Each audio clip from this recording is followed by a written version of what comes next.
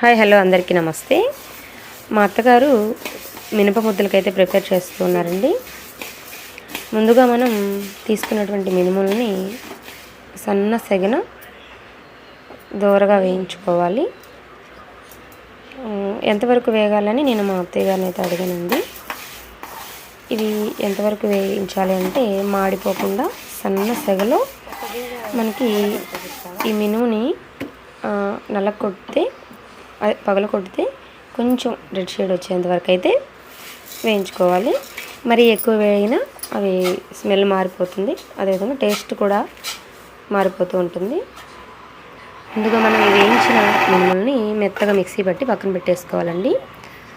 దీంట్లోకి మనం కేజీకి 3/4 కేజీల బెల్లము, 1/2 కేజీ నెయ్యి తీసుకున్నామండి.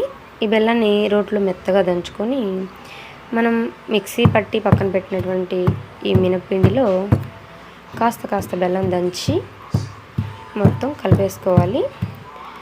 ఈ బెల్లంలోనే కాస్త ఈ పొడిపిండి అయినటువంటి మినప్పిండిని వేస్తూ కలిపి దంచుకోవాలి.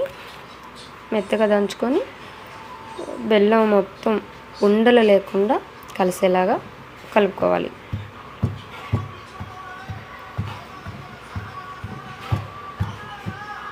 దీంట్లోనే మనం కొన్ని యాలకులు వేసి దంచేసుకోవాలి.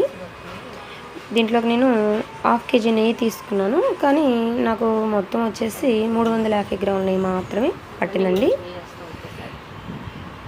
ఈ మొత్తాన్ని ఇలా ఉండలు లేకుండా చెక్ చేసుకోవాలి ఒకసారి.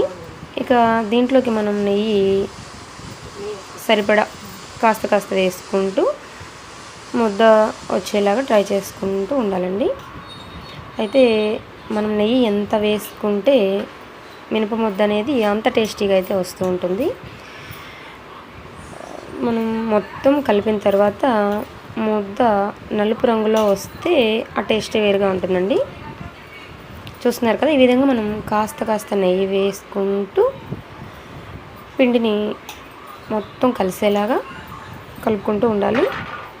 బెల్లము, నెయ్యి, పిండి మొత్తం కలుపుతూ ముద్ద వచ్చేలా చూసుకోవాలి. చూస్తున్నారు కదా, ఈ విధంగా అయితే కలిపేసుకొని మనం ముద్దలు కట్టుకోవాలండి. బయట మార్కెట్లో దొరికే ముద్దల కన్నా కూడాను మనం ఇంట్లో చేసుకున్నటువంటి ముద్దలు కొంచెం శ్రమ అయినప్పటికీ కూడా ఆ టేస్ట్ వేరుగా ఉంటుందండి. మనకి సేమ్ అదే బడ్జెట్లో కూడా వస్తూ ఉంటుంది. ఎంతైనా హోమ్ మేడే కదండి. ముద్దలు కూడా బాగా అవుతూ ఉండేయండి. అయితే తీపి అనేది మన రుచికి తగినట్లు కాస్త ఎక్కువ తక్కువ వేసుకోవచ్చండి. నెయ్యి కూడా ఫ్లేవర్కి తగిన విధంగా వేసుకోవచ్చు. మొత్తానికి మన మినప ముద్దలు అయితే రెడీ.